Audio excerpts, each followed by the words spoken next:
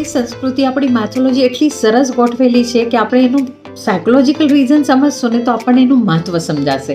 જ્યારે આપણે સ્ટ્રેસમાં હોય, ડિપ્રેશનમાં હોય કે સેડ હોય, એ ટાઈમ પર કહેવામાં આવે કે તમે થોડી આઈસ્ક્રીમ કે ચોકલેટ ખાઈ લો તો તમારા અંદર ફીલ ગુડ સિક્રેશન ડેવલપ થઈને તમે થોડી વાર માટે એ ઝોનમાંથી બહાર આવશો, પોઝિટિવિટી આવશે.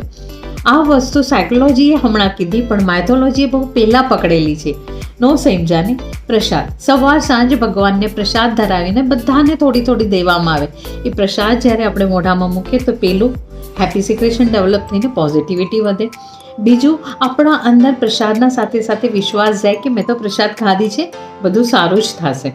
ત્રીજી વસ્તુ, પ્રસાદની ક્વોન્ટિટી. પ્રસાદ બધાને થોડીક જ દેવામાં આવે. આનો મતલબ જ એ છે કે થોડીક મીઠાશ આપણા અંદર જાય તો એ આપણા અંદર સારો ઇમ્પેક્ટ કરે, વધારે જાય તો એ આપણને ડેફિનેટલી નુકસાન કરશે. સો ફરી આપણે મળીશું આવા જ